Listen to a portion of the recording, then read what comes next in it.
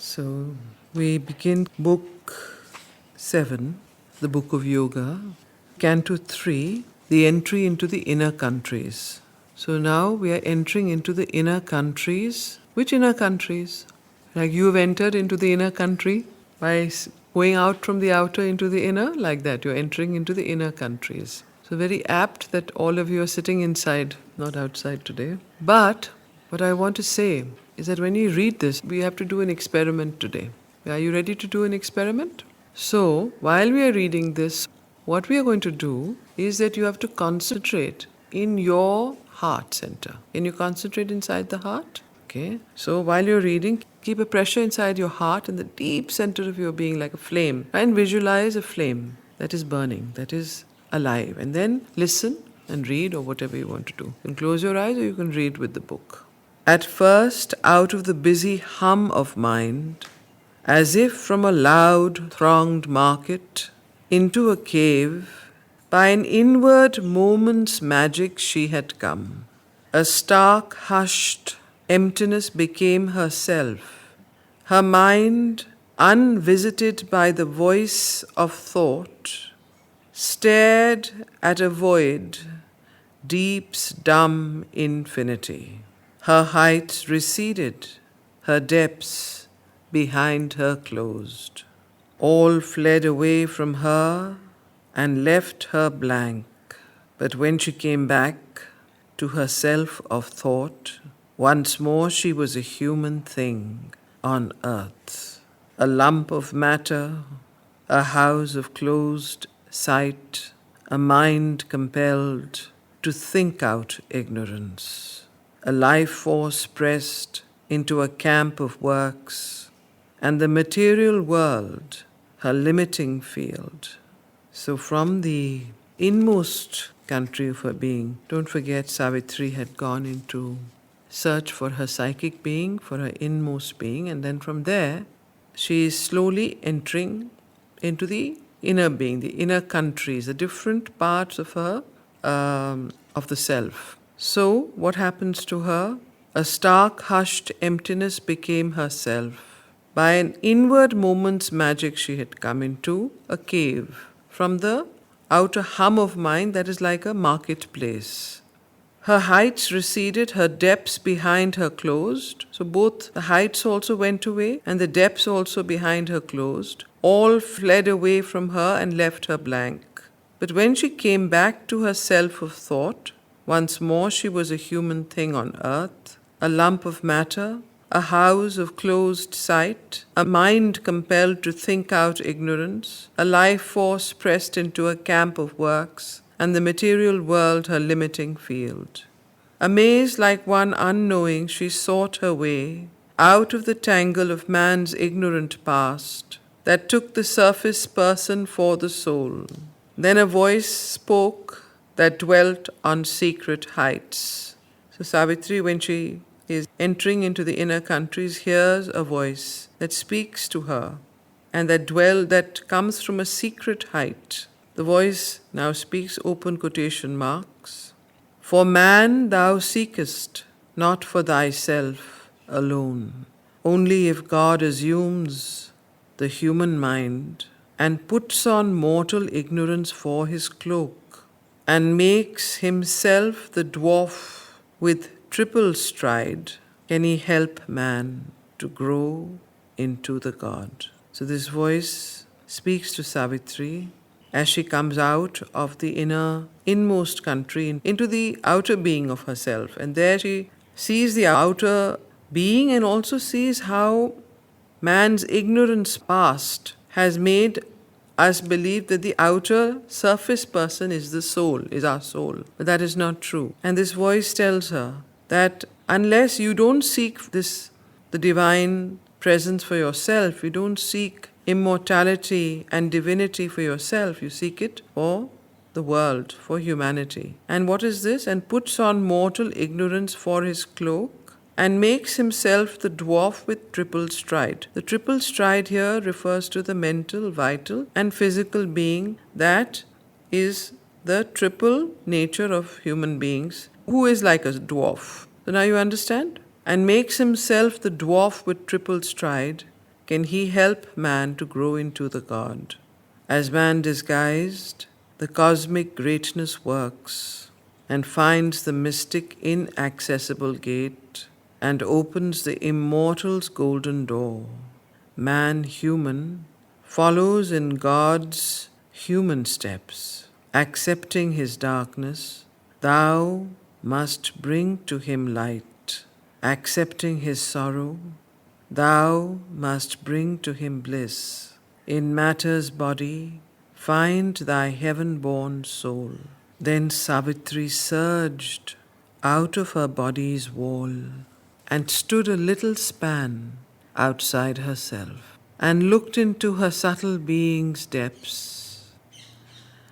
And in its heart, as in a lotus bud, divined her secret and mysterious soul.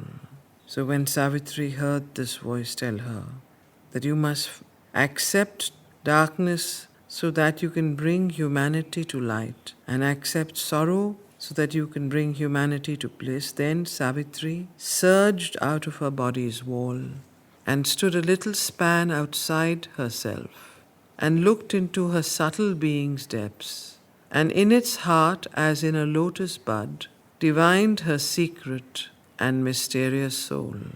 At the dim portal of the inner life that bars out from our depths the body's mind, and all that lives but by the body's breath, she knocked and pressed against the ebony gate.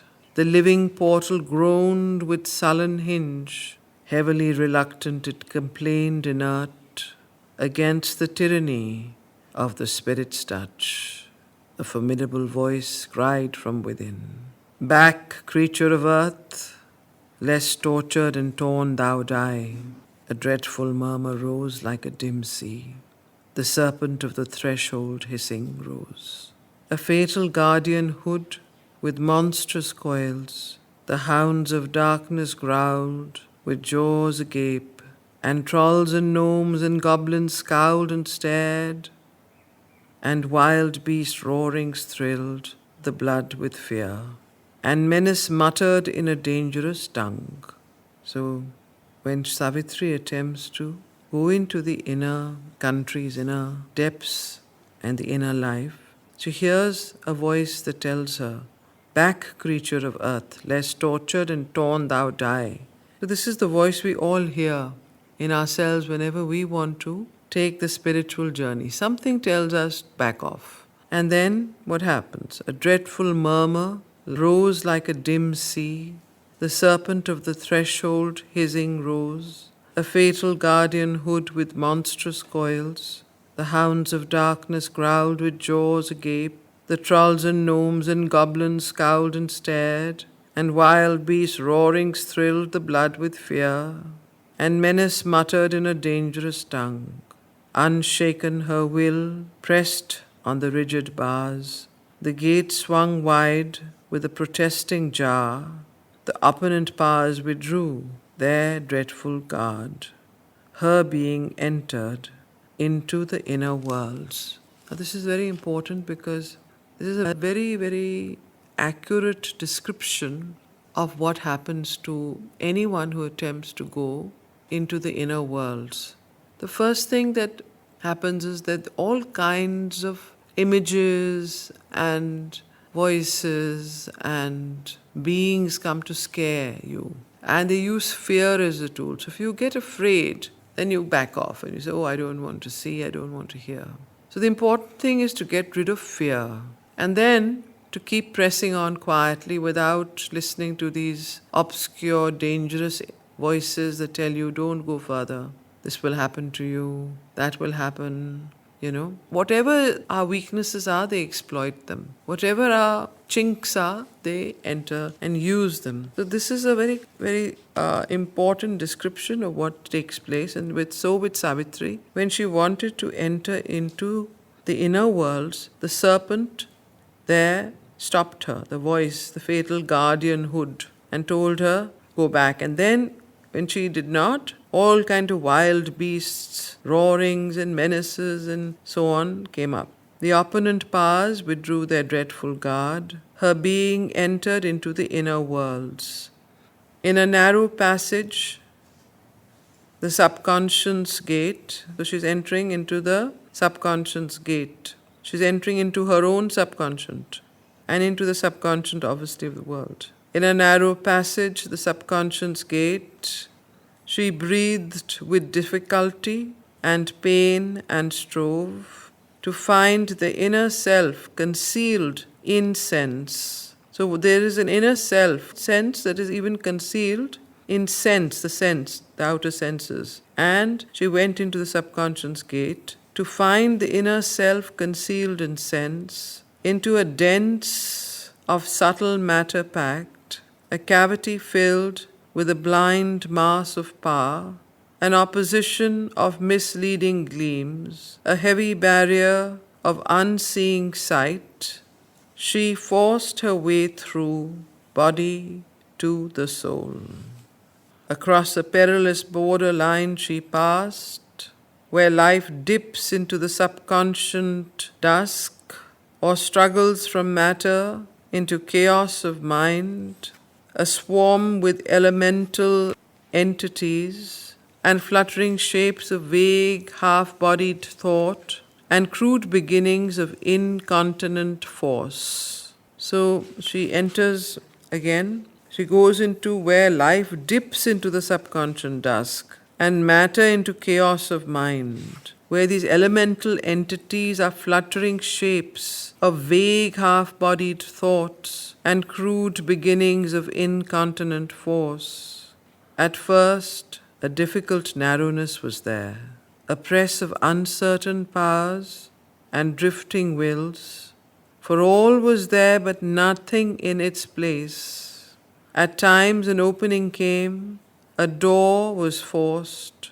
She crossed through spaces of a secret self and trod in passages of inner time.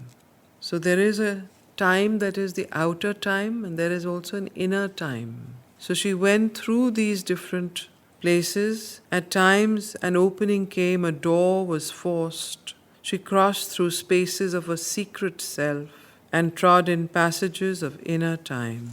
At last she broke into a form of things, a start of finiteness, a world of sense.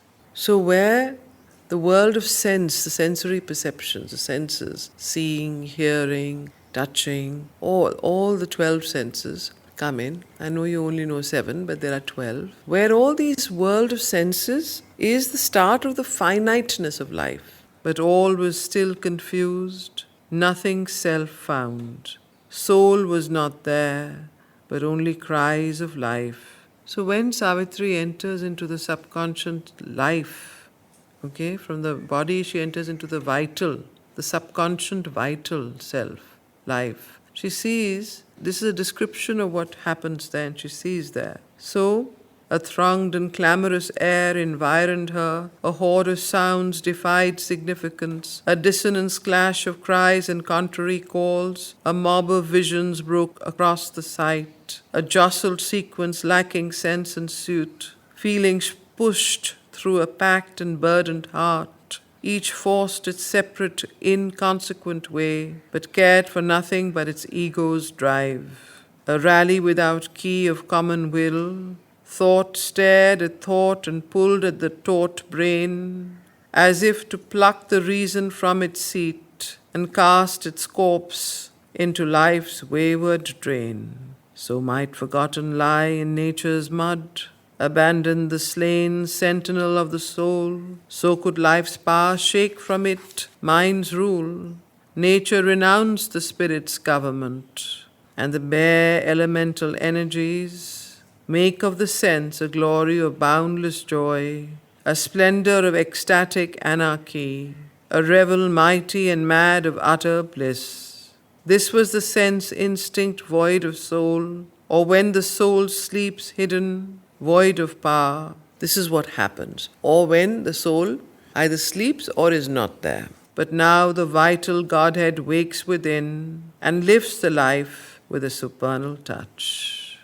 So there is a soul, which is what Sri Aurobindo describes here as the vital Godhead. There is a soul also in life, in the vital. So every part of us has a soul. The mind has a soul, the vital has a soul, the body has a soul. So the vital Godhead, so might it be if the vital Godhead had not woken, the inner vital, the true vital, what you call as, does not wake up, then this is what happens. But Sri Aurobindo says here, the narrator, but now the vital Godhead wakes within and lifts the life with the supernal touch. But how shall come the glory and the flame if mind is cast away into the abyss? For body without mind has not the light. So just the body itself, life, the prana shakti, or what they call is the vital life, without the mind does not have. But how shall come the glory and the flame if mind is cast away into the abyss? For body without mind has not the light, the rapture of spirit sense, the joy of life. All then becomes subconscious, tenebrous. So without the mind, everything becomes subconscious. All then becomes subconscious, tenebrous. Inconscience puts its seal on nature's page. Or else a mad disorder whirls the brain, posting along a ravaged nature's road, a chaos of disordered impulses, in which no light can come, no joy, no peace. This state now threatened. This she pushed from her. As if in a long, endless tossing street, one driven mid a trampling, hurrying crowd, hour after hour she trod without release, holding by her will the senseless mute at bay. So, this mad disorder, these disordered impulses in which no light can come, no joy, no peace, this state now threatened who? Savitri. Why? Because she entered into this inner country of the vital life. And what happened when she entered in? The state now threatened, this she pushed from her. So Savitri pushes it from her, as if in a long, endless, tossing street, one driven mid a trampling, hurrying crowd, hour after hour she trod without release. So this was the long inner country of the vital life. It's like a country. It's not something that comes for a moment. For hours and hours, Savitri was traveling through this inner country, seeing it, experiencing it, and pushing away this life force which was undisordered because it had no mind in it, because the soul was asleep in it, though she was able to push it away because her vital Godhead was awake. But in this country, if you were traveling without your vital Godhead, without your soul awake or your mind awake, then you would get lost in it. That's what Sri Aurobindo is trying to say. You could just get into this whole you see there are people also in human beings. You can see in life there are some people who are dominated by their vital energy and vital force, not their mind. So they are very much in the physical vital. That means impulsive, full of no discipline, just whatever comes into their head they do. No kind of, sometimes a high joy, ecstatic, mad behavior, sometimes depressed. This kind of behavior of unruliness, almost verging towards what we call delirium or madness. But, not madness, but this kind of vital energy. So this is what comes from this plane. There's an inner country. This inner country means it is in all of us. Understand that. Not outer somewhere outside. So there are the vital is by its nature, unless it is governed, the vital life, unless governed by reason and the mind and overseen by the soul, is by its very nature disordered, impulsive, indisciplined, refusing to accept any kind of authority, obedience, absolutely delirium, one instant impulse. One moment it wants to do something, the next moment it wants to do something else. Third moment it loses interest in that and wants to do something else. So completely that kind of energy. Now you see it often in young animals or in young children where the vital force is very dominant. They're completely, excitable, that kind of thing. Now in us also, some of us are predominantly vital. Some of us are predominantly mental. Some of us are predominantly vital physical. Some of us are predominantly mental vital. Some of us are predominantly mental psychic. Some of us are predominantly physical Now, these are very important things. Okay, why are we taking so much time reading Savitri? It is to recognize these movements first in ourselves, and then you know where these movements come from. They come from this plane. So you don't identify with it. This is not I. This is that plane in me that needs to be pushed aside. Okay? So once you recognize this movement in yourself, you will be able to recognize it outside in others, in life, in other beings, in situations. So that is how you will learn to develop what? Discrimination. That very important faculty of discrimination.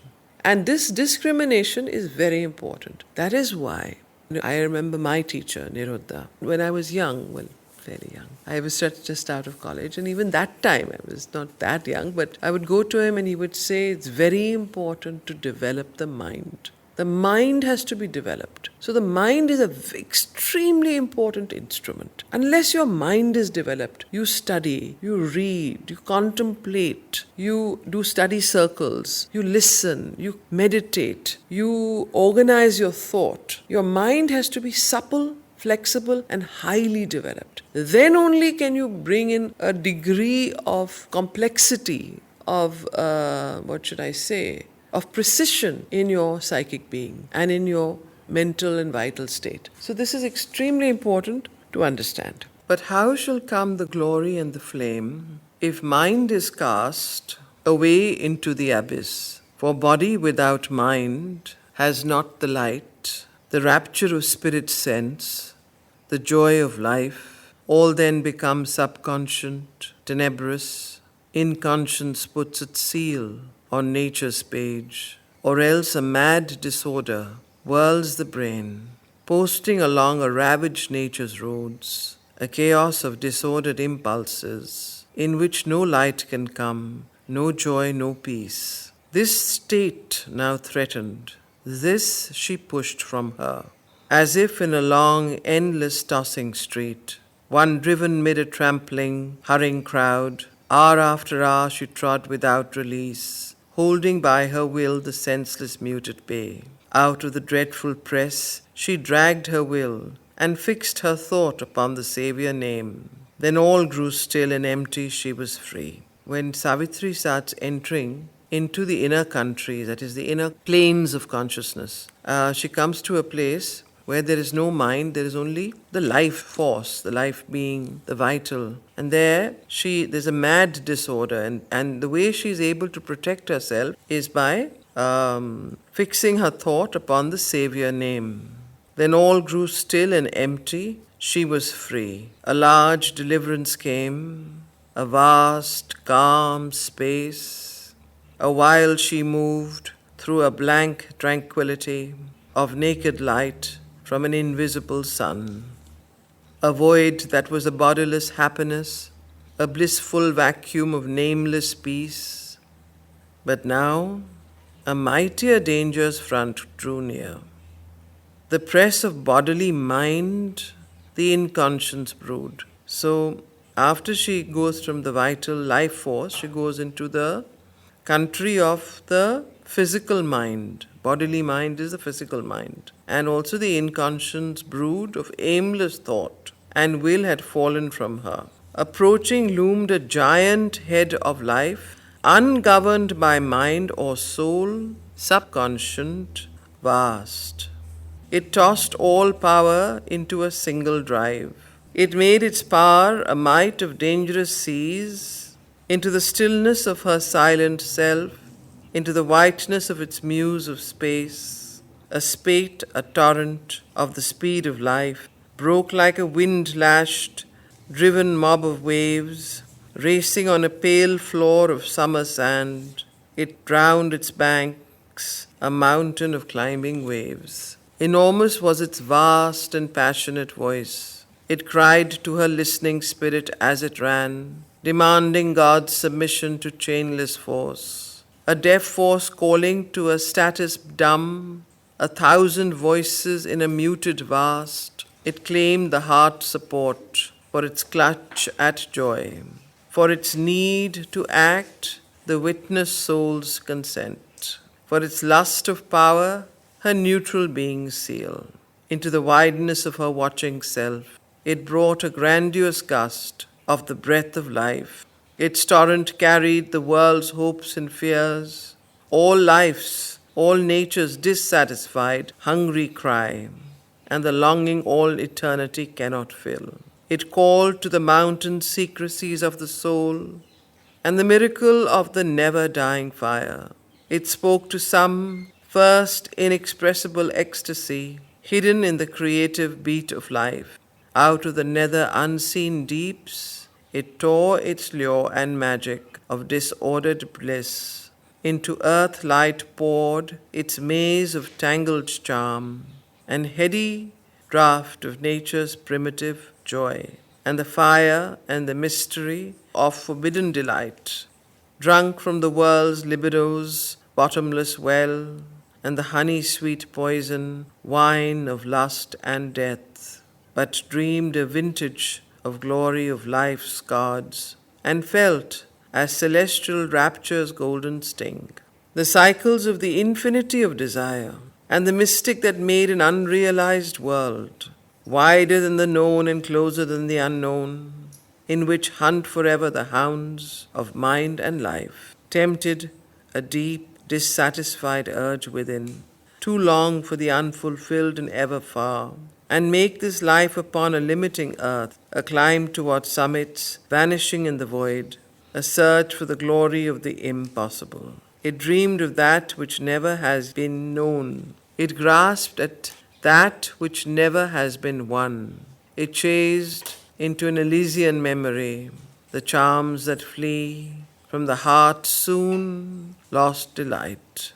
It dared the force that slays the joys that hurt. It dared the force that slays the joys that hurt, the imaged shape of unaccomplished things, and the summons to a Circean transmuting dance, and passion's tenancy of the courts of love, and the wild beast ramp and romp with beauty and life. So this is the next world this is actually a description of the inner plane of that she travels in, Savitri.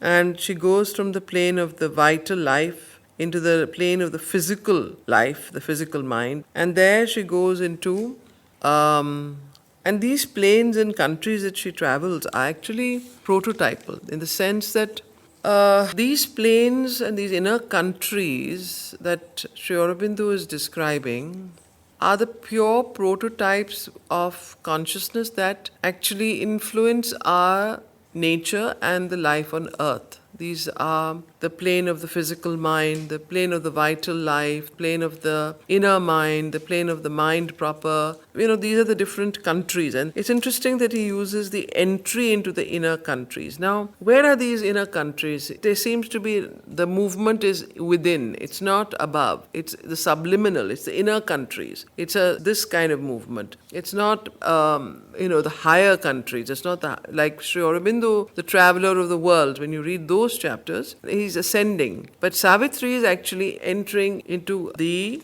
inner being. And from there, she see the next chapter is the triple soul forces of the three, and then the finding of the soul. So where do you think Savitri is right now? You have to understand the context before understanding what we are reading. So where Savitri is right now is the inner countries, what Mother calls, or Sri Aurobindo calls in simple terminology, she's entering from the outer crust of nature, human nature, collective human nature, into the inner domains of consciousness. That is the inner mind, the physical mind, the mind proper, the inner vital, the true vital, the vital mind, the physical vital. So these are the inner countries that he's describing here. And this is what Savitri is going through, and is a wonderful description which you would not otherwise get.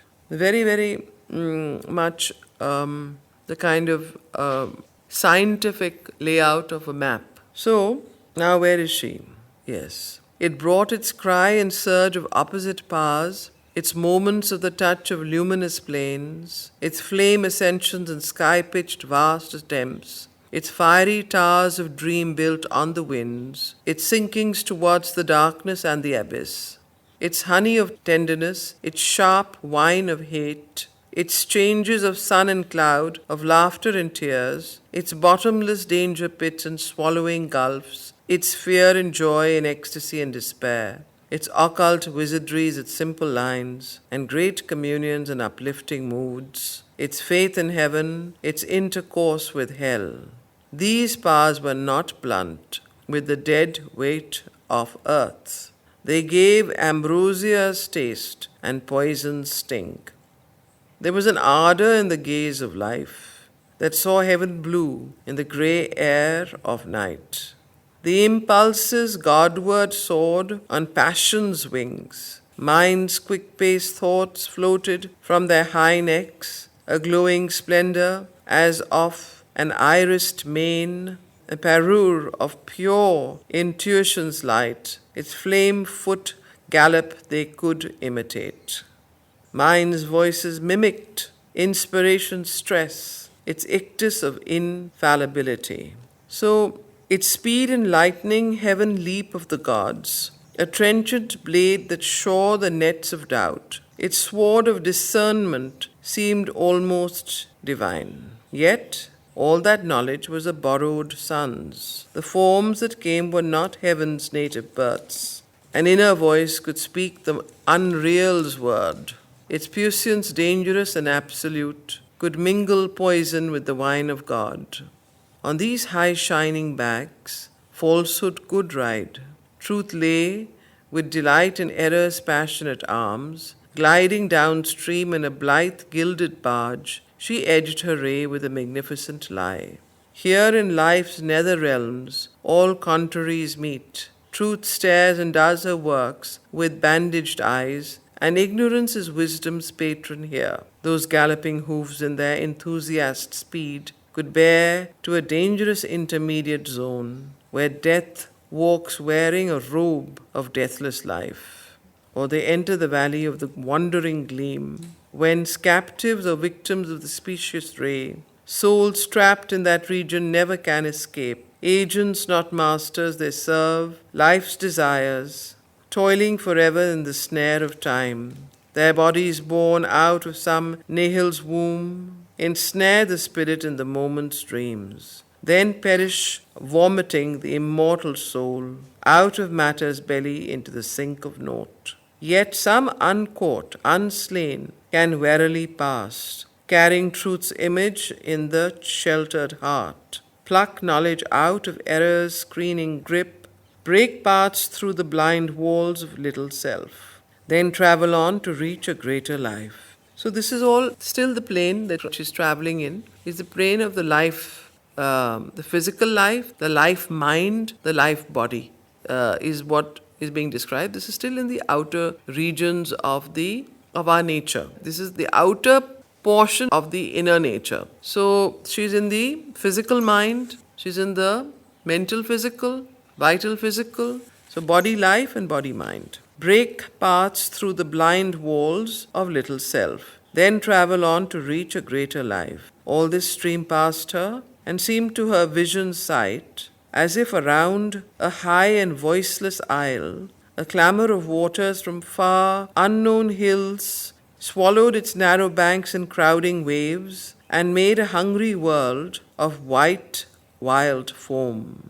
Hastening, a dragon with 1,000,000 feet, its foam and cry a drunken giant's din, tossing a mane of darkness into God's sky, it ebbed, receding into a distant roar. If you notice, constantly in this particular description of this particular inner country, that Sri Aurobindo is using the description of the horse, the stallion, the horses, the hooves, the mane. Now, what does the horse represent? If you see, it represents life force, energy. So that is why this continual reference to the images and the gallop, the mane, the wild foam, then the foam and cry, then tossing a mane of darkness into God's sky. Now, obviously, he is using mane of darkness because this is the description of the life, physical life, mental life that he's describing. So tossing a mane of darkness into God's sky, it ebbed, receding into a distant roar. Then smiled again a large and tranquil air, blue heaven, green earth, partners of beauty's reign, lived as of old, companions in happiness, and in the world's heart laughed the joy of life. All now was still, the soil shone dry and pure. Through it all she moved not, plunged not in the vain waves, out of the vastness of the silent self. Life's clamour fled, her spirit was mute and free. So this is life. Now if you see, life is very free. There's no burden of mind on it. And you see that it's very instinctual, like young animals, children, they just move with the flow. Whatever comes their way, they pick it up. Seems to be almost like a free state of mind that she's in. But yet, there is a certain disruption and movement of both light and dark, error and knowledge. Everything is mixed up. It's very instinctual. So now life's clamour fled, her spirit was mute and free. So now she's going into the next country. So life's clamour fled. It's full of, life, as they say, of energy. Then journeying forward through the self's wide hush. Now she's journeying forward. Then journeying forward through the self's wide hush, she came into a brilliant ordered space. Now what do you think the brilliant ordered space is? There life dwelt, parked in an armed tranquility.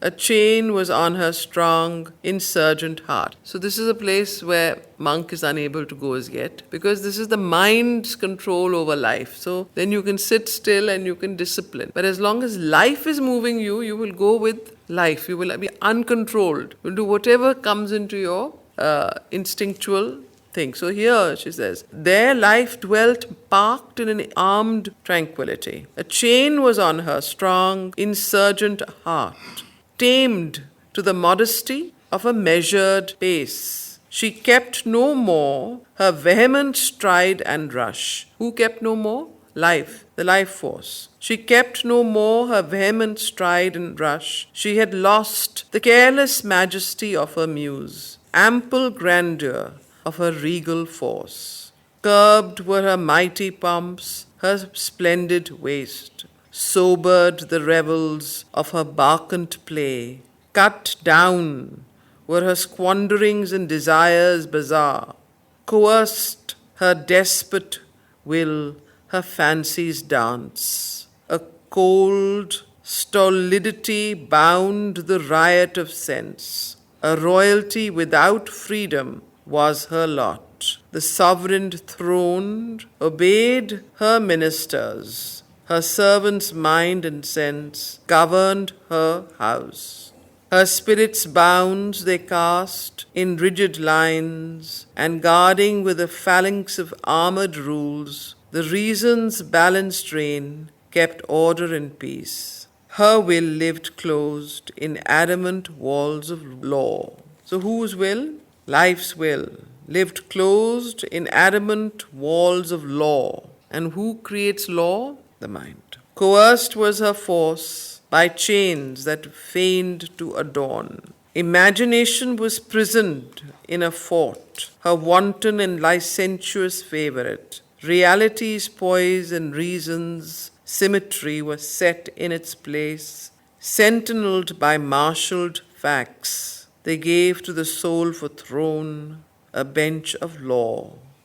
For kingdom, a small world of rule and line. The age's wisdom, shrivelled to scholiast lines, shrank, patterned into a copybook device. The spirit's almighty freedom was not here. The schoolman mind had captured life's large space. So what had captured life's large space? The schoolman mind, but chose to live in bare and paltry rooms, parked off from the too vast, dangerous universe, fearing to lose its soul in the infinite. Even the idea with a capital I, even the idea's ample sweep was cut into a system, chained to fixed pillars of thought, or riveted to matter's solid ground, or else the soul was lost in its own heights. obeying the ideal's high-browed law, thought based a throne on unsubstantial air, disdaining earth's flat triviality. It barred reality out to live in its dreams, or all stepped into a systemed universe.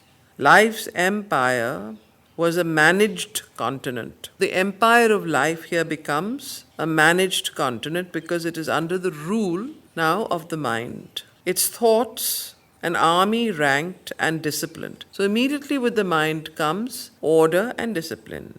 Now you'll see in this particular description, instead of the wild-maned horse, you will see all the time descriptions of army and rank and discipline and various other images, law, or rule book, so on. Obeying the ideal's high-browed law, thought-based, a throne on unsubstantial air, disdaining earth's flat triviality, it barred reality out to live in its dreams, or all stepped into a systemed universe. Life's empire was a managed continent, its thoughts an army ranked and disciplined. Uniformed, they kept the logic of their fixed place at the bidding of the trained centurion mind. Or else, so at whose bidding? At the bidding of the trained centurion mind, life's empire was a managed continent.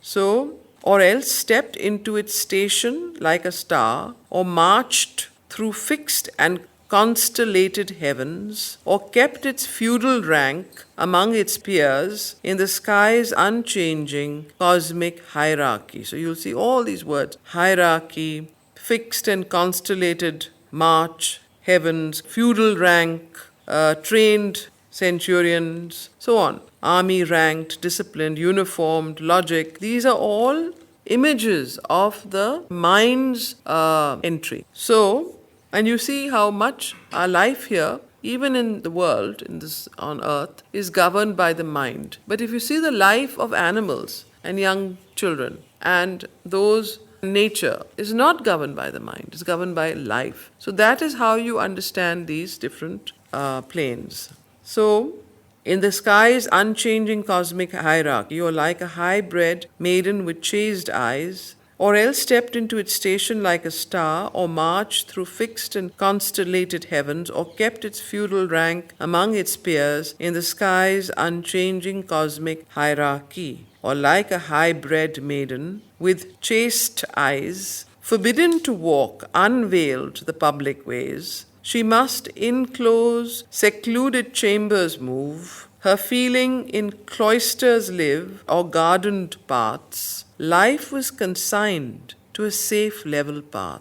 It dared not tempt the great and difficult heights, or climb to be neighbor to a lonely star, or skirt the danger of the precipice, or tempt the foam-curled breaker's perilous laugh, adventure's lyrist, danger's amateur, or into her chamber call some flaming god, or leave the world's bounds, and where no limits are, meet with the heart's passion, the adorable, or set the world ablaze with the inner fire. A chastened epithet in the prose of life, she must fill with color just her sanctioned space, not break out of the cabin of the idea, nor trespass into the rhythms too high or vast. Even when it soared into ideal air, thought's flight lost not itself in heaven's blue. It drew upon the skies a patterned flower of disciplined beauty and harmonic light. A temperate, vigilant spirit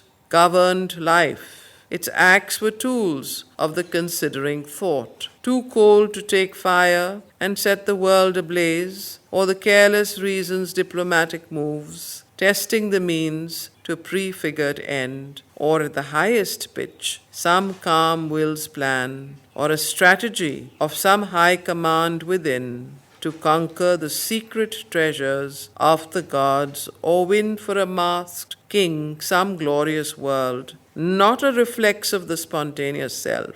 an index of the being and its moods, a winging of conscious spirit, a sacrament of life's communion with the still supreme, or its pure movement on the eternal's road. So this again, if you see, this is the prototype of the mind-ordered life world that Savitri enters into. And this inner country of this obviously is a description of our own nature, human nature, inner nature. So these different planes of nature exist in us. But when they come to the outer surface of the human being, they are all in a pell-mell. That means they are all mixed. However, here, because she's entering from one to the other, she's entering the pure types. Okay, so then, or its pure movement on the eternal's road, or else for the body of some high idea, a house was built with two close-fitting bricks. Action and thought cemented made a wall of small ideals limiting the soul.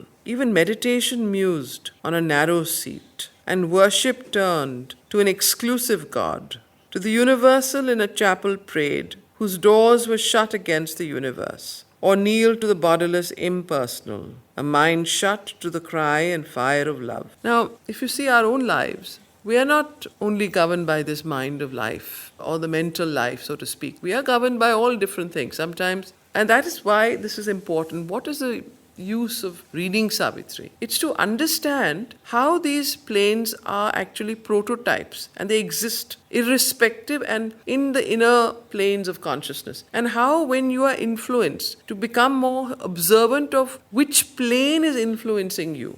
Are you being influenced by the vital? Are you being influenced by the mind? And when you are influenced by what? Because all of us are influenced by different energies in different parts at different times. Sometimes we are in the very reasoned, ordered mind. Sometimes the vital takes over. So instead of identifying that, oh, this is me, one then begins to detach and say, that plane of consciousness is now, I am under that, it's taken over, it's come forward. So are you under the influence of the unruly, horse that is the wild horse that does exactly what it wants? Or are you under the influence of the ordered mind which is regimented and disciplined? Or when are you influenced and what influences you? When? That is the real use of this reading. Have you understood? It's not just a beautiful poetic description of this. How does it help us to recognize these movements when we fall under them? And the deeper meaning of understanding that these movements are not ours. That is why the witness self, to see that these movements exist in prototypes. You have become open to one or the other. And therefore you have the power of changing which movement you want to allow into your nature.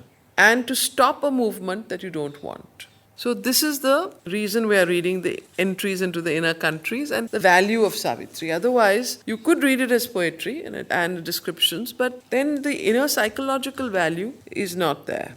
So when you're hearing this, go back to this chapter and look into the different countries Savitri visits, the inner countries. See them as inner planes of consciousness, as prototypes, and see how they influence you from time to time. Different things influence you at different times. A house was built with two close-fitting bricks. Action and thought cemented made a wall of small ideals limiting the soul. Even meditation mused on a narrow seat, and worship turned to an exclusive God. To the universal in a chapel prayed, whose doors were shut against the universe, or kneeled to the bodiless impersonal, a mind shut to the cry and fire of love. A rational religion dried the heart. It planned a smooth life's acts with ethics rule, or offered a cold and flameless sacrifice. The sacred book lay on its sanctified desk, wrapped in interpretation's silken strings, a credo sealed up its spiritual sense. So that is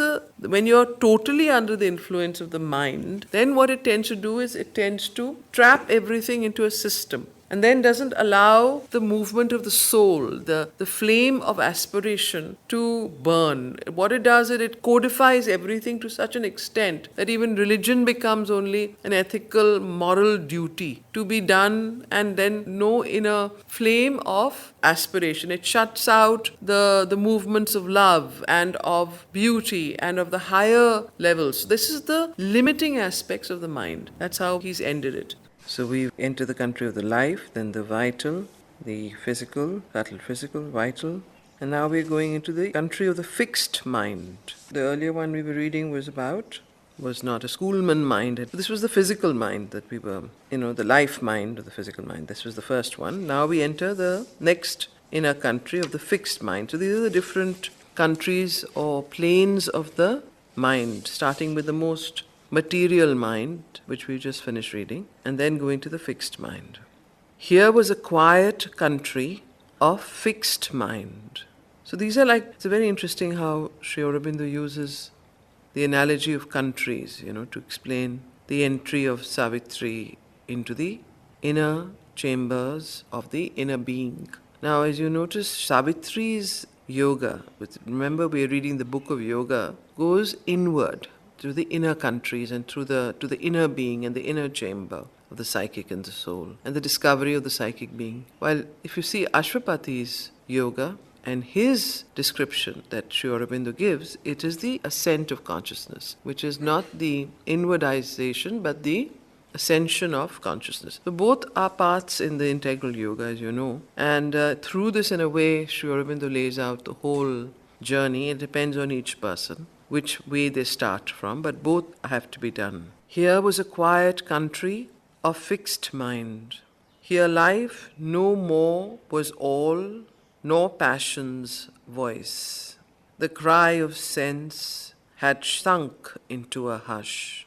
Soul was not there, nor spirit, but mind alone. Mind claimed to be the spirit and the soul.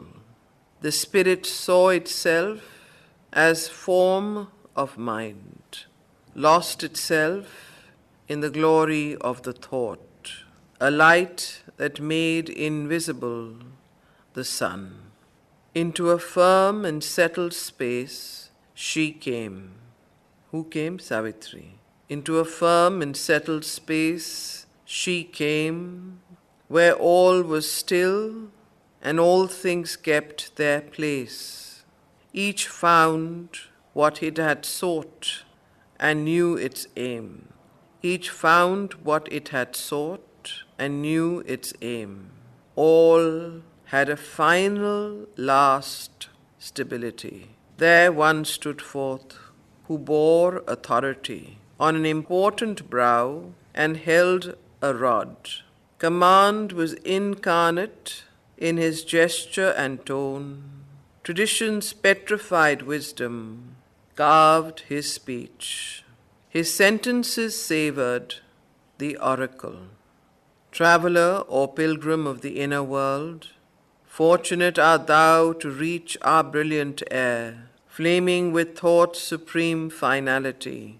So this being, this authority that had an important brow and held a rod, spoke. He said to Savitri, traveler or pilgrim of the inner world.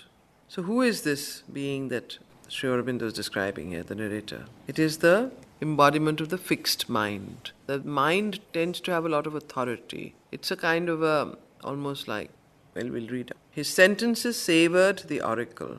Traveler or pilgrim of the inner world, fortunate art thou to reach our brilliant air, flaming with thought's supreme finality.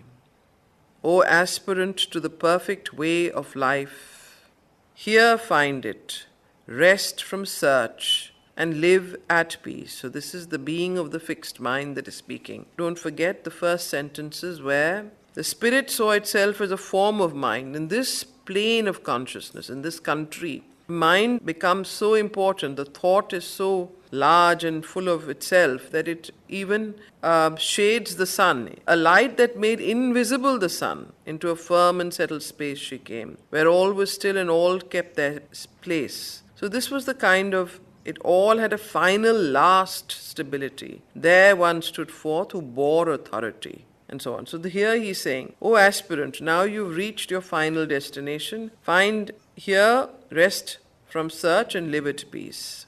Ours is the home of cosmic certainty." This is the way the mind functions. If you go into your own mind or into the mind proper, this is the plane of the mind proper, or the fixed mind. Very characteristic of the way that mind believes itself to be omnipotent, no reality. Mind refuses to abdicate to anything higher and deeper. In the same way, we find our own mind, the habitual grooves of our mind, tend to think that we can decide and we know the ultimate reality. It refuses to abdicate its position on anything, opinions, point of view, habits of fixed thought, habits of fixed judgment, criticism. All of this is the mind's domain. The moment you enter into the inner domain of the spirit or the psychic being, you have a different sense of perception and feeling. You don't think you're omnipotent. You don't think that you know best. You are able to discern things from an inner point of view. But the mind has this character, and this being is now embodying that character. And this is the character of our own mind. So this is how you relate it to yourself. O aspirant to the perfect way of life, here find it. Rest from search and live at peace. Ours is the home of cosmic certainty. Here is the truth. God's harmony is here. Register thy name in the book of the elite, admitted by the sanction of the few. Adopt thy station of knowledge, thy post in mind, thy ticket of order, draw in life's bureau, and praise thy fate that made thee one of ours. All here docketed and tied, the mind can know.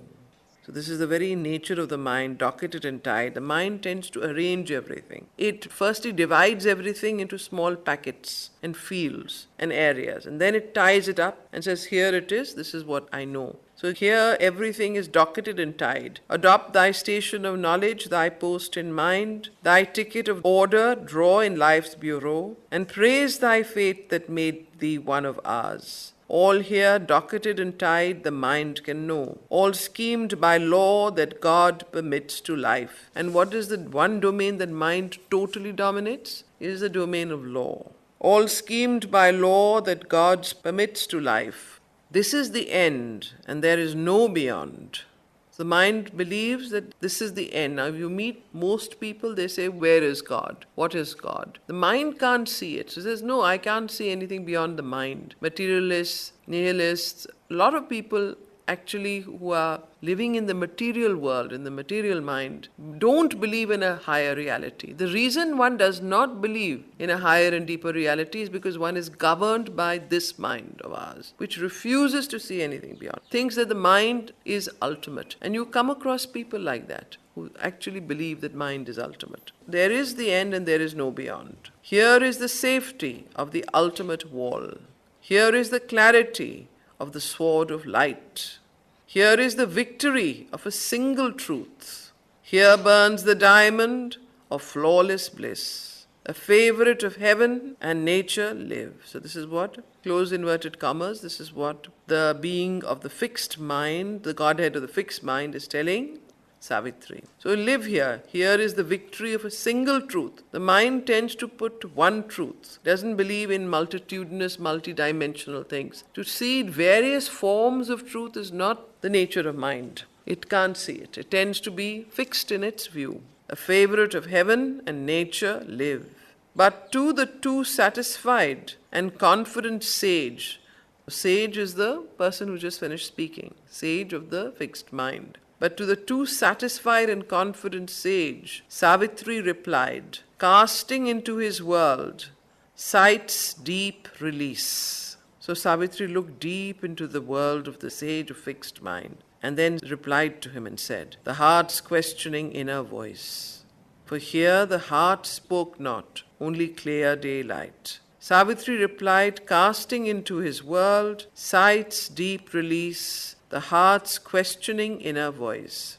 For here the heart spoke not, Only clear daylight of intellect reigned here, limiting, cold, precise. So now you know which country we are in. This is the country of the pure intellect, limiting, cold, precise, without any emotion.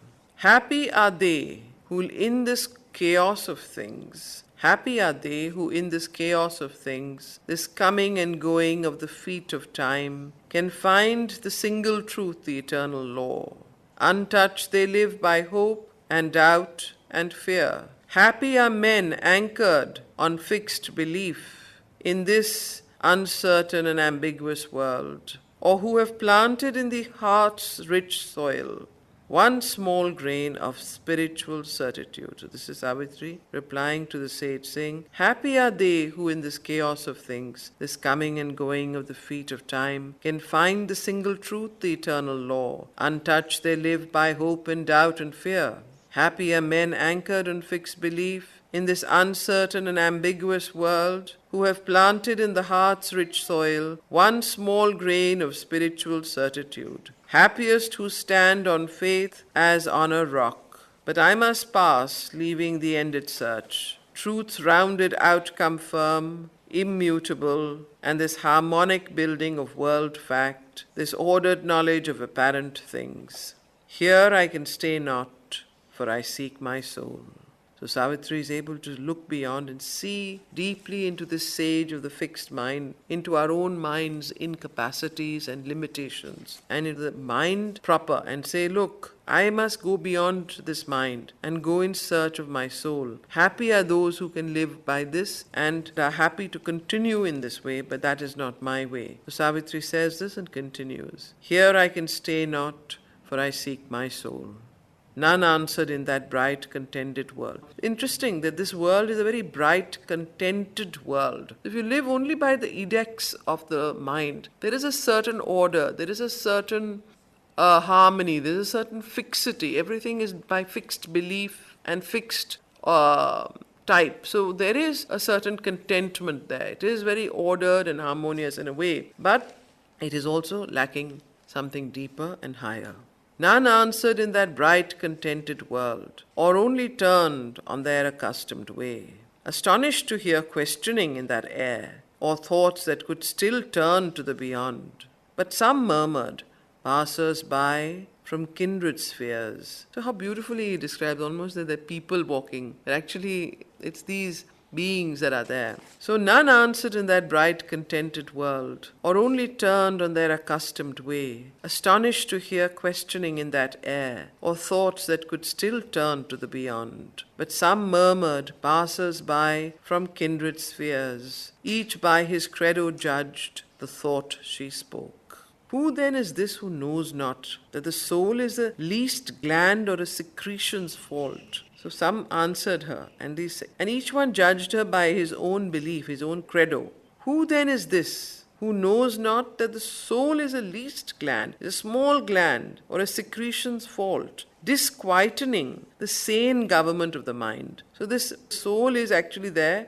to cause disturbance in the sane government of the mind, disordering the function of the brain, or a yearning lodged in nature's mortal house, or dream whispered in man's cave of hollow thought. Who would prolong his brief, unhappy term, or cling to living in a sea of death? But others, nay, it is her spirit she seeks. So these are all these passers-by in this country, these beings of different types of mind, and then they are talking amongst each other about what Savitri has said. So one says, well, what is she saying? And this is soul is just a gland, it's a secretion, it doesn't exist. And why would she want to continue on in this unhappy way in the sea of death that is and not come to the fixed realm of pure mind? The others say, nay, it is her spirit she seeks, a splendid shadow. And what is a spirit? A splendid shadow of the name of God, a formless luster from the ideal's realm. The spirit is the Holy Ghost of mind. So the second person says, the spirit is actually just the Holy Ghost of mind. Now you will see in life, you will meet all these kinds of people. In a way, these are caricatures of fixed types of human beings that Sri Aurobindo is describing. And they're very interesting. We've heard these words. All of you have heard people say these things. But others say, nay, it is her spirit she seeks, a splendid shadow of the name of God, a formless lustre from the ideal's realm. The spirit is the holy ghost of mind, but none has touched its limbs or seen its face. Each soul is the great Father's crucified Son. Mind is that soul's one parent, its conscious cause. The ground on which trembles a brief passing light, mind, sole creator of the apparent world. So again he's saying that mind is actually the real parent of the soul, and the mind is the sole creator of the apparent world. So those who live in the mind, who believe there is nothing beyond the mind, have this belief that mind is the sole creator of this apparent world. So all that is here is part of our own self. Our minds have made the world in which we live. Another with mystic and unsatisfied eyes, who loved his slain belief and mourned its death. What is a slain belief? That now he is mourning the belief that there may be something beyond mind. And he says, this mystic with unsatisfied eyes, he says, is there one left who seeks for a beyond? Is there anyone who actually seeks for something greater than the mind? Is there anyone left who seeks for a beyond? Can still the path be found? Open the gate? Is there a path to be found? Can still that path be found? Open that gate. So obviously he has a mystic dissatisfaction that he lives with, and he is asking this question. And then from there, Savitri moves on. So she fared on across her silent self. To a road she came, thronged with an ardent crowd, who sped, brilliant, fire-footed, sunlight-eyed, pressing to reach the world's mysterious wall, and pass through masked doorways into outer mind.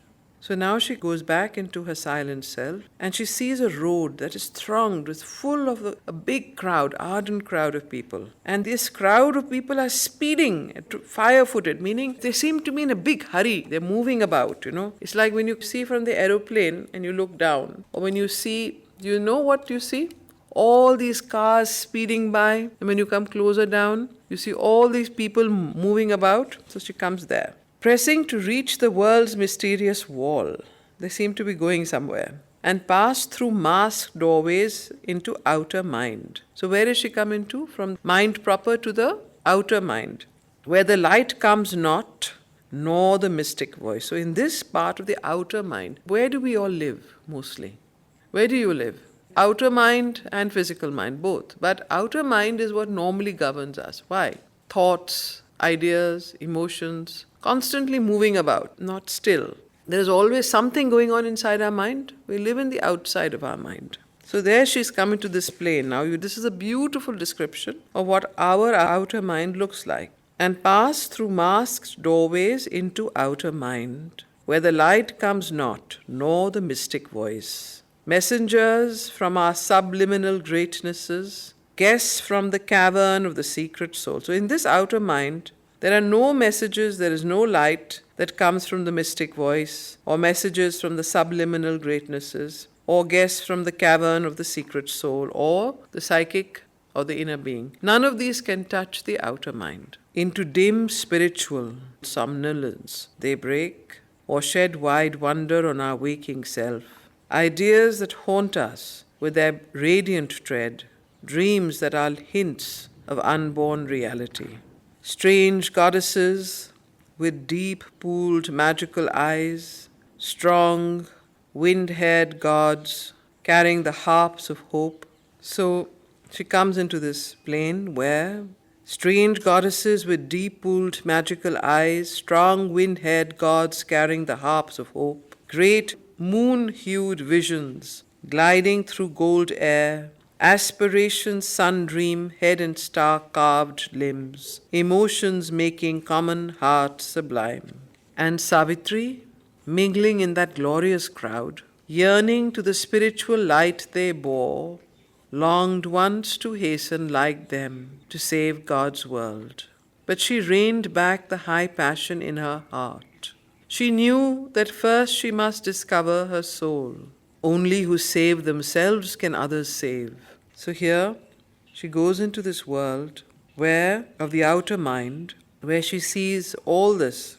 The wind-haired gods carrying harps of hope, aspiration, sun-dream, emotions, making common heart sublime, and Savitri mingling in that glorious crowd of people, also yearns for this and longs once more to hasten like them to save God's world. So those in this particular outer mind, outer world, everybody is trying to save the world. Everybody is trying to save each other. There is this yearning for a better life, a better world. And Savitri too feels that yearning. Yes, this world needs to change. This world is not the place that it should be. But she reins it back, knowing deep within her that unless she realizes her soul, she cannot change this world.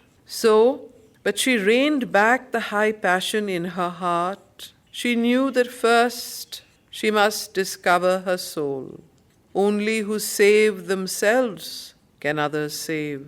In contrary sense, she faced life's riddling truths. They carrying the light to suffering men, hurried with eager feet to the outer world.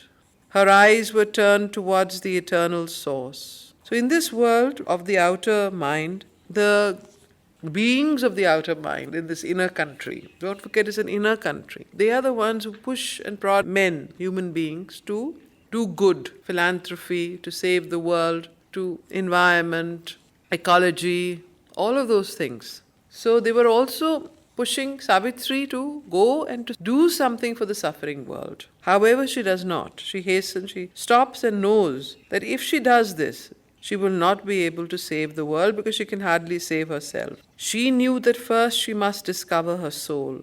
Only who save themselves can others save.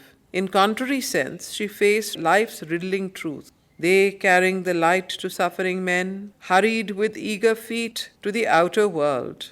Her eyes were turned towards the eternal source, outstretching her hands to stay the throng, she cried. O happy company of luminous gods, reveal who know the road that I must tread, for surely that bright quarter is your home, to find the birthplace of the occult fire and the deep mansion of my secret soul.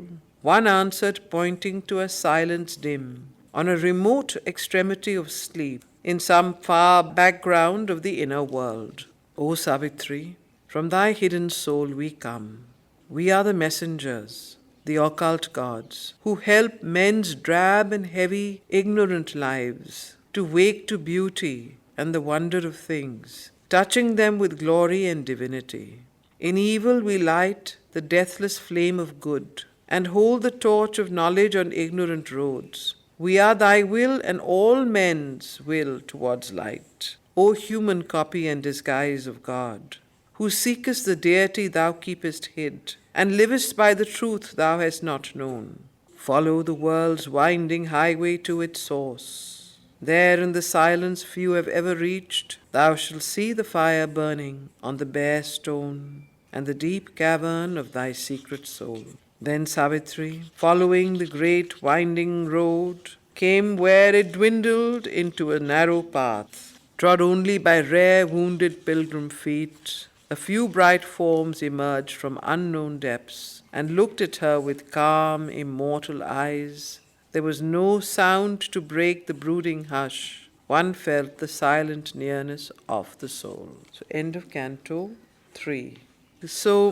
And this is the end of the canto that describes the entry into the inner countries. In the last passage, what really happens is that Savitri goes into the outer mind, and there, from the outer part of the mind, these beings who are from the subliminal occult plane, who take her to, who point to her the direction in which she should go.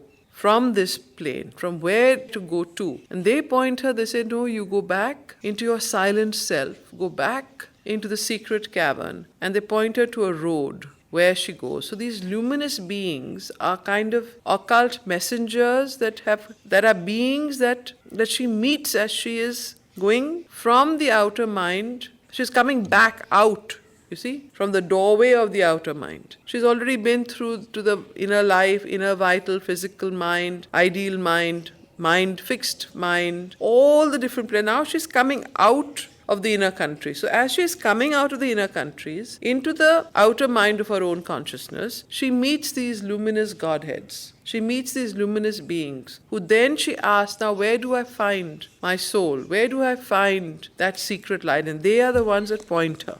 Have you understood? So she fared on across her silent self to a road she came thronged with an ardent crowd who sped brilliant-footed, sunlit-eyed, so on, where the light comes not nor the mystic voice. Messengers from our subliminal greatnesses, guests from the cavern of the secret soul, into dim spiritual somnolence they break, or shed wide wonder on our waking self, and so on. Then these beings, and Savitri mingled in that glorious crowd, yearning to the spiritual light they bore, longed once to hasten like them to save God's world. But she reined back. She didn't go with these subliminal beings and Godheads who were going towards the world to save God's world. She reined back and she asked them instead, O happy company of luminous gods, reveal who know the road that I must tread. For surely that bright quarter is your home, to find the birthplace of the occult fire, and so on. Then they say to her, O Savitri, from thy hidden soul we come. We are the messengers, the occult gods, who help men's drab and heavy ignorant lives to wake to beauty and the wonder of things, and so on. And then, O human copy and disguise of God, who seekest the deity thou keepest hid. Then Savitri, following the great winding road, came where it dwindled into a narrow path, trod only by rare wounded pilgrim feet. A few bright forms emerged from unknown depths and looked at her with calm, immortal eyes. There was no sound to break the brooding hush. One felt the silent nearness of the soul. End of Canto 3. Now Canto 4 begins with the triple soul forces. Now this is again a very, very, very occult and inner experience of the three soul forces that Savitri meets on the way towards finding her psychic being, her soul, towards that realization. So first she meets these soul forces, and each soul force teaches her something and tells her something very important. The three soul forces, they're the three mothers, they say. I am thy secret soul. And each one says, I am your secret soul. But come back, I've lost something. I have power, but I don't have love. I have love, but I have no power. I have light, but I don't have so and so. So each of them misses something and tells Savitri, return and bring us back to our full whatever. And Savitri heard the voice. They're called the three Madonnas. And she said, I will come back to you. And then the next canto is the finding of the soul. What they are. All you need to know right now is that from the fixed mind, the mind proper, she was going out of the inner countries, back into the outer world, her own outer consciousness or the outer part of her mind. But there she meets these luminous gods who tell her, no, that this, if you want to find your secret soul, this is the road. And then she starts following that road. And then she comes towards her, meets the three triple soul forces, which we'll read next time.